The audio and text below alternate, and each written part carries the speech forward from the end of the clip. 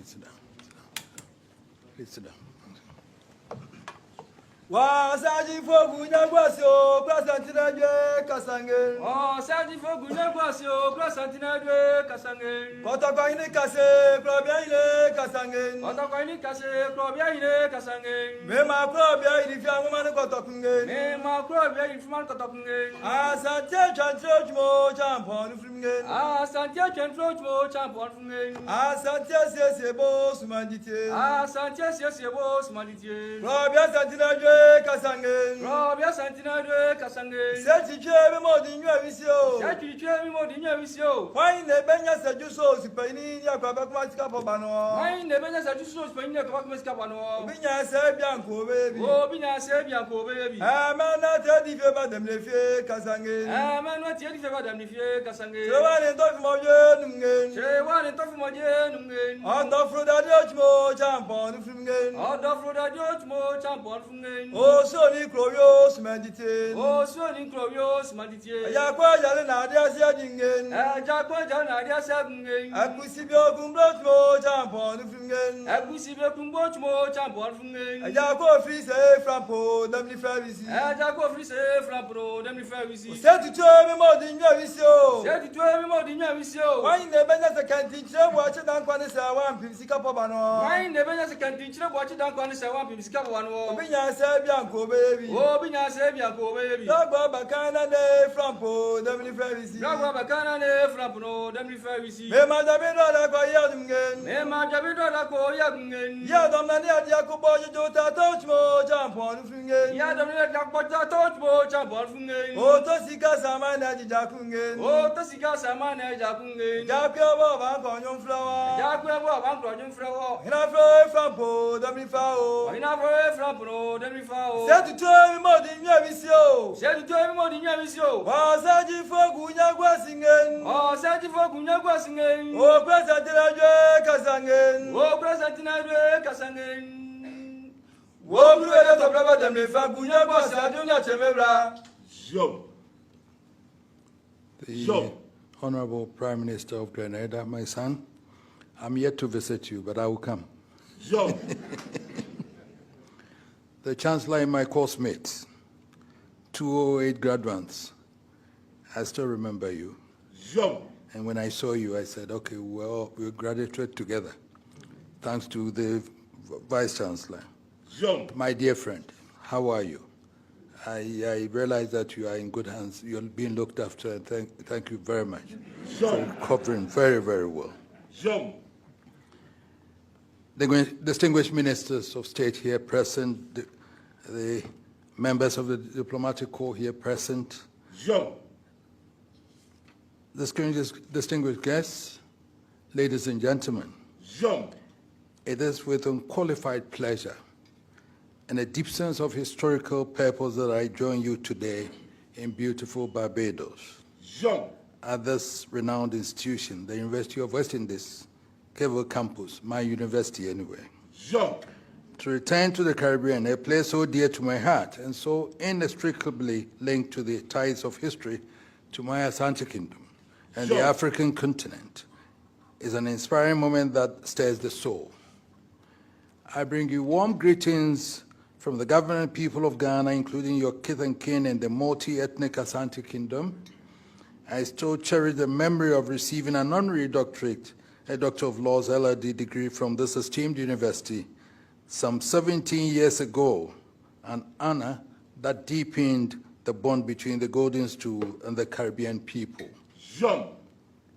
We have gathered here today for a momentous occasion, the Guba Awards 2025, being held under the inspiring and pregnant theme, Reclaiming Our Atlantic Destiny, Connect, Build, and Renew. This theme is not merely a powerful set of words or slogan, it is a mission, a solemn call to action that resonates deeply with the spirits of our ancestors and the aspirations of our present and future generations. The theme is also an eloquent reflection of the Pan-African vision championed by leaders like Dr. Kwame Nkrumah, the first president of Ghana, which proudly carries the torch of uniting Africa with its diaspora. scattered around the world. Inescapable recognition that the destinies of Africa and the Caribbean are intertwined, sharing an unbreakable link in our DNA. Going down the memory lane, we can readily recall that 400 years ago, history was rewritten through the brutal lens of the transatlantic slave trade, dispersing our people across this vast ocean. For too long, the Atlantic Ocean has been viewed primarily as the root of a painful past, a symbol of separation and sorrow, division and displacement.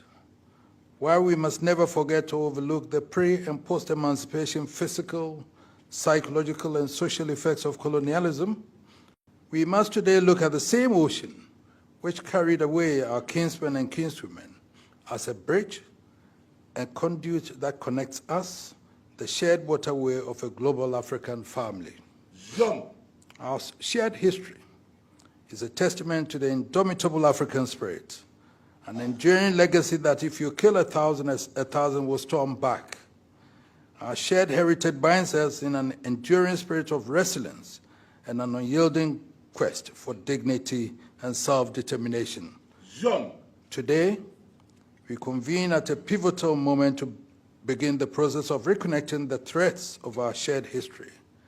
It is time for us to consciously and strategically reclaim our shared destiny, mounting beyond mere sentimentality to pragmatic and tangible cooperation. In our bid to reclaim our Atlantic destiny, the theme gives us three categorical imperatives. We must connect, build, and renew. The first important step of our mission is to connect, to break the divide between Africa and the African diaspora. This means fostering stronger ties, not just at the governmental level, but through academic exchange, cultural immersion, and people-to-people interactions. We must break the silence that has surrounded our shared history and actively strive to build the unbreakable bridge that has been missing for centuries. Acknowledging and confronting our painful past will enable us to overcome the trauma caused by enslavement, colonialism, and its attendant racism. We all recognize that getting to the mother continent from the Caribbean and vice versa can be complicated, with travelers often forced to fly into Europe, while a direct flight can take a shorter time and will be more convenient. No wonder our gracious host, the Honorable Mia Mottley, who has rightly and proudly described herself as a daughter of Africa, has called for the construction of air and sea bridges between Africa and the Caribbean. Where there's a will, there's a way. God helps those who help themselves. The import of these two common sayings is that with determination and perseverance, we can overcome what may seem insurmountable challenges. An initiative like the direct flight from Africa and the Caribbean, which is long overdue, can turn geographic proximity into genuine connectivity and promote cultural tourism. And that is why the direct flight from Accra to Bridgetown, organized in connection with Global Awards 2025, deserves our commendation and emulation.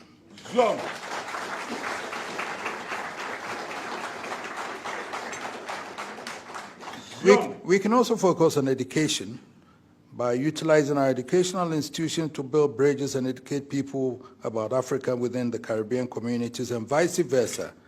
And I think this afternoon I've been introduced to two of them here, bridging the gap there. It is also possible to promote cultural collaboration by facilitating partnerships between cultural figures such as musicians and writers. It should be possible for us to encourage diaspora-led initiatives through supporting community-based knowledge sharing led by the diaspora in areas like health, agriculture, and finance. I commend this university for contributing to driving this process, for recognizing what we must reconnect in Africa, with Africa, the mother continent, not just an intellectual engagement, but as nations and people. Young. If you all favor reconnecting Africa and the Caribbean, then we should have the courage to admit that the construction of the bridge constitutes an unfinished bridge, Young. which we must hurriedly complete to enable us to translate the partnership into reality for the mutual benefit of our people. Young. Let me confess that I keep returning to the Caribbean islands, albeit always in response to invitations extended to me, simply because I see myself as someone on a larger mission, the noble mission of contributing my quota towards fostering, broadening, and cementing the growing relations between Africa and the Caribbean and between Africa and its diaspora. Young. This mission, as we all recognize, is not going to be an event. It may be a long and tortuous process, so let us rekindle the spirit of our forefathers who, in the face of oppression, humiliation, and indignities unparalleled in history, showed resilience, determination, and perseverance to survive and thrive. Young. Viewed from a historical perspective, the underlying current of the theme is not new. We can recall that in reference to the experiences of the slave trade, oppression, and racial discrimination, some famous individuals of African descent, such as Marcus Garvey, Malcolm X, and Martin Luther King Jr., all advocated that Africans and, in extension, all people of African descent need to reconnect and, if possible, join a giant sovereign union of a single socio-political, economic, and cultural identity. Young. They emphasized that the need for African descendants to work together to transform the paradigm of centuries of discrimination and leverage a continental political union in international relations. Young. As if to follow up on this grand vision of African unity, in 2006, the Constitutive Act of the AU was amended to include the African diaspora as the sixth region of the continent, the others being Central, Eastern, Northern, Southern, and Western regions of Africa. Young. The Act defines the African diaspora to include the people of African region living outside the continent, irrespective of their citizenship and nationality, and who are willing to contribute to the development of the continent and the building of the African Union. Young. The article manifests an official recognition of the role of African diaspora irrespective of historical migration as either forced or voluntary, pre-slave trade, slave trade, post-slave trade, and modern migration in advancing the Pan-African philosophy through the development or rebuilding of Africa and African heritage. Young. Already, some Afro-pessimists and cynics have described the AU's sixth region as a coded language for what they call Africans who have migrated and are living outside Africa. We should not allow ourselves to continue to be divided. For me, there is not a mere symbolic designation. It is a living and breathing opportunity for political, economic, and cultural revival. Young. We should leverage the AU designation and initiative to connect Africa and its diaspora, irrespective of where they are, when and how they got to their present location. Young. By our calculation, this will amount to about 350 million people of African descent, which translates into the third biggest population in the world if all the African diaspora could be considered as living in one country. Young. People of African descent, both within and outside the mother continent, do not only share a common history or heritage, but more complexly share a common destiny that transcends historical prejudices and clothes in the dark history of slavery, colonization, and continuous racial discrimination. We should therefore embrace and promote African Liberation Day, May 25th, in the Caribbean, while Africa celebrates Emancipation Day, 1st August, in Africa. Young. Let your Africanness or African region not be a source of shame, but a badge of pride and honor, which you should always wear and display. Young. In my view, God gives us our brothers and sisters. We choose our own friends. This means you and I have no control over who become our relatives. That is God-given, but we have the latitude to decide who becomes our friends and associates in life. Young. So you and I are still torn together. We can't go anywhere. So we have to make sure that we build together. Jean. Because you are my brothers and sisters. Whether you like it or not, that's how it is. Jean. Jean. It should have long dawned on us that we need effective, pragmatic, and robust cooperation and collaboration to promote sustainable development in our communities, countries, and regions. Explaining the political, social, and economic benefits of closer cooperation are so evident that it always sounds like preaching to the converted. But given the circumstances in which we find ourselves, we are often compelled to do so. Jean. I end with a timeless idea encapsulated in the old Latin proverb, dum spiro, spero. While I breathe, I hope. Jean. And there is hope in our dreams, our imaginations, and our aspirations. Let us have the mental fortitude to stand by the courage of our conviction and translate our noble ideas into reality. Only by so doing can we survive and thrive as a people. Jean. The second component of our imperative trinity is that we should build with a renewed sense of purpose. We must focus on building a future of shared opportunity and prosperity. If connecting is the foundation, building is the action. Guided by the wisdom and lessons of history, it is evident that the development of Africa will eventually uplift the image and prospects of the African diaspora and vice versa. In this regard, we can readily recall with nostalgia how the liberation of Africa in the 1960s impacted the civil rights movement of the United States of America. Jean. And I dare say, the acceleration of the decolonization process in the Caribbean. We must leverage our collective resources, intellect, and expertise to address the common challenges confronting our societies and regions. Jean. In my work back home in the Asante Kingdom, I have consistently emphasized the need for modernization to work hand in hand with tradition to promote education, health, and economic development. The Caribbean, with its relatively high literacy rates, possesses a massive pool of intellect and expertise, and Africa is a continent of immense and flourishing economies.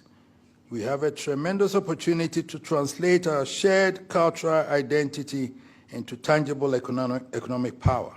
Jean. To build now means we can be the actors of our own destiny, and we should have the mental discipline to chart our own course and determine our own future together. Jean. The time has come for us to rekindle our efforts to build strong institutions that support our people and resist forces that seek to exploit our resources. We should create new trade corridors that should focus on establishing robust, direct trade links between Africa and the Caribbean by bypassing the traditional trade routes that primarily benefit former colonial powers. Jean. Because at this day and age, we still trade with our former colonial powers without trading with Africa and our diaspora. Jean. I just want to know how much we sell to Barbados and how much Barbados sells to us. But I have things that Barbados was. But Barbados also has things that Ghana wants. So why can't we do that?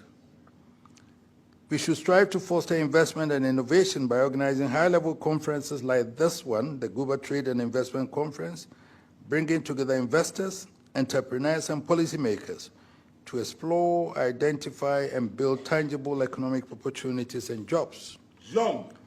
The Trade and Investment Conference held as part of the Guba Awards 2025 attests to our commitment to build resilient health systems, invest in agricultural value chains, develop other creative industries, and create infrastructure transport links between our nations. It is through such concrete collaboration that we will create jobs, drive innovation, and ensure shared prosperity for our generation and generations yet to come. Jean. Such initiatives would also boost South-South cooperation, which is mere on paper because we don't do it. Because when the South-South cooperation came, we thought we were going to trade with ourselves. But we still go to our colonial masters. So also boost South-South cooperation, which aims at forging better and stronger cooperation among developing countries, an alternative to dependence and over-reliance on former colonial powers. The goal is to build a new destiny, determined by, and for the people of the Atlantic diaspora. But to succeed in doing this, we need to free ourselves from mental slavery, an attitude and mindset, yes.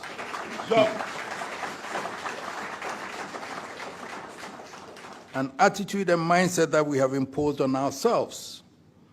Mental slavery may be opaque and latent, but it is potent and all-encompassing, always hiding in plain sight in our communities, countries, and regions.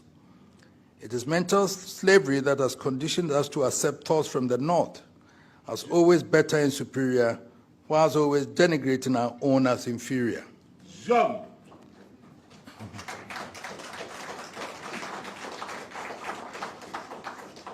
Another plank in the platform for building African-Caribbean relations is the all-important issue of Pan-African unity.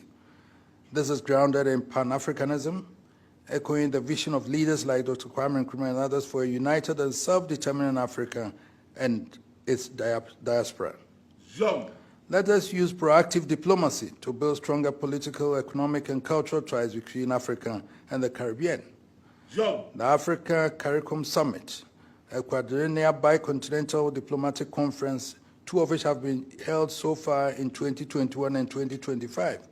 I would suggest you do it either yearly or 2 years, instead of 4 years, because when you, Mr. Prime Minister, when you discuss 4 years, you would have finished. And whatever decisions you took, you would have even lost some of the prime ministers and presidents who were part of that discussion. Jump. So that to have held between the leading policies of countries in Africa and member states of CARICOM should and must be used to coordinate our position and present a common front on the international stage in global forums like the UN, the Commonwealth, the Bretton Woods institutions, and the G20. We should use our combined strength and speak with one voice on issues like the reform of Bretton Woods institutions to enable them better serve the needs and interests of small and developing countries. Jump.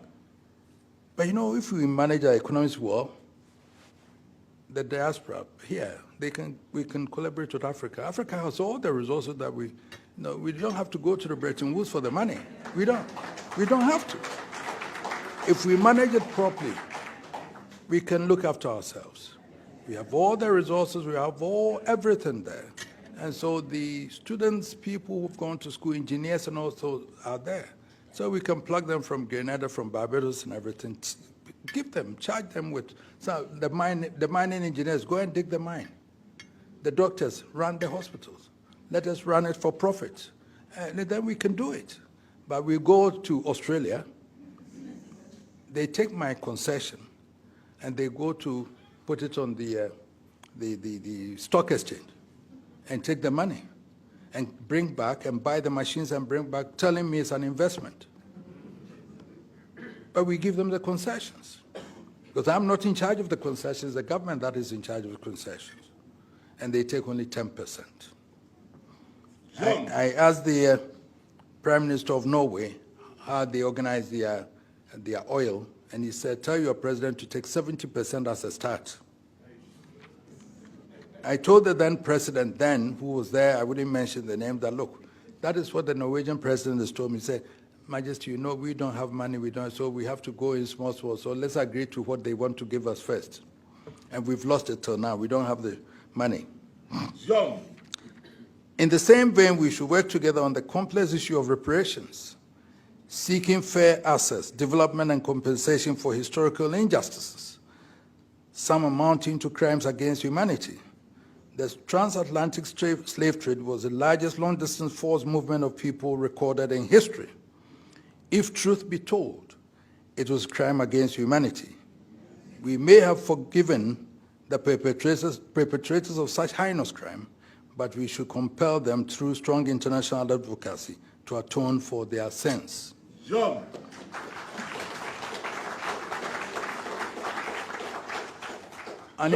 I was not confronted, but I met a Sudanese in Holland, and she wanted to ask questions. I said, let her ask. She said, Majesty, why did you sell it to the people there? Why did you abandon us?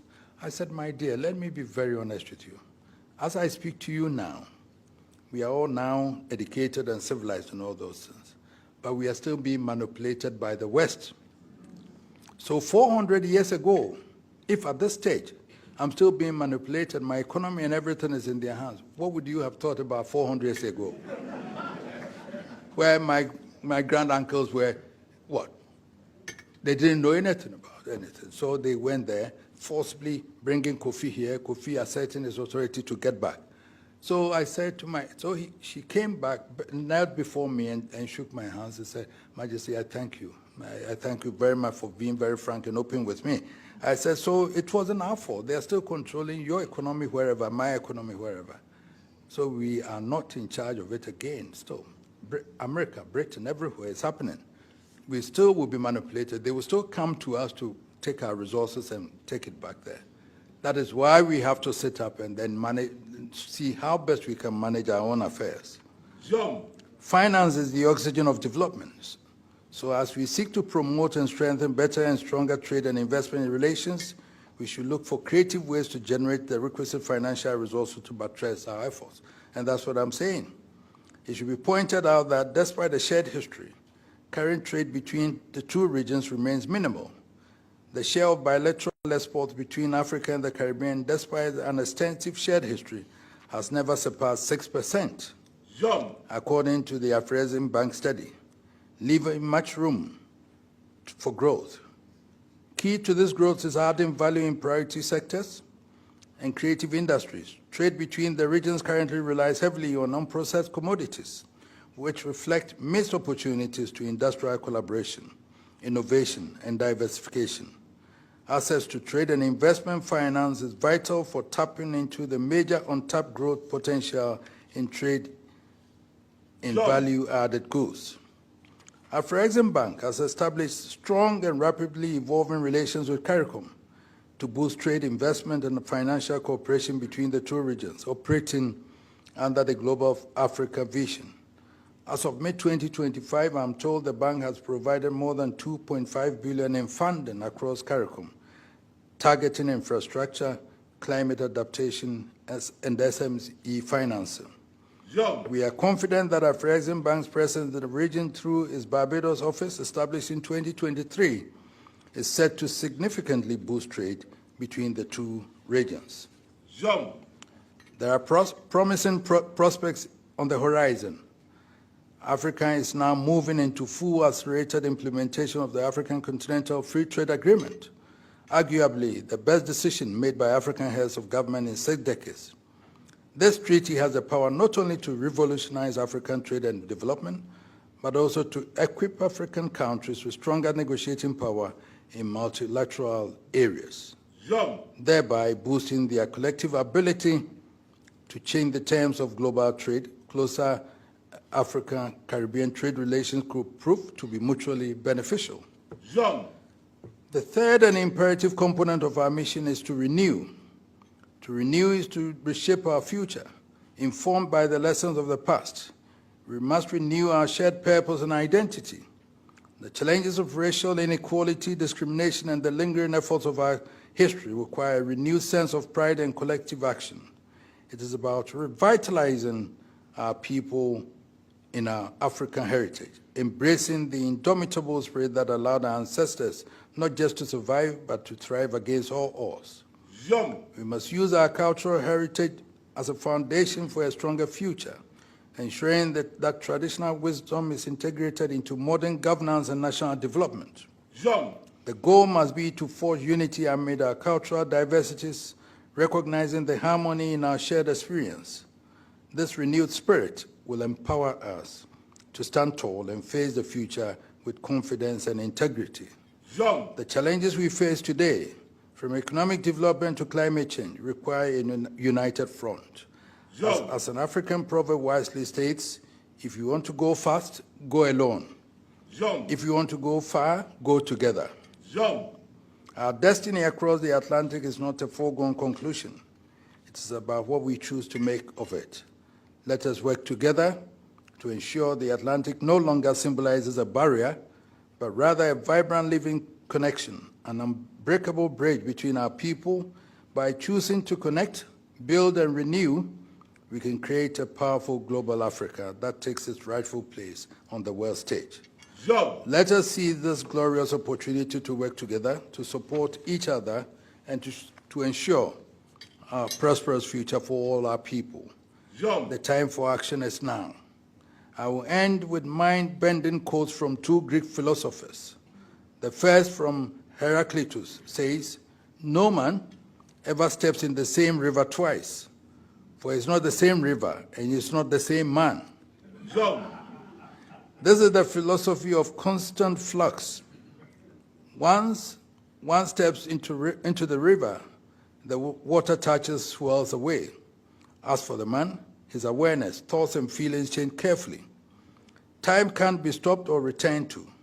The world is constantly moving, constantly changing. Africa and its diaspora have to move with the times. The second, from Epictetus, says, "First say to yourself what you would be, and then do what you have to do." It means as individuals, or in this context, as countries and regions, we are required to intentionally choose goals and values. In short, we should not just drift through life. If we choose a goal or have a vision, then we should follow that vision. In short, we need to pursue vigorously and expeditiously our union of global Africa with one voice on the world stage. May God bless our determined efforts to connect, build, and renew. Thank you very much.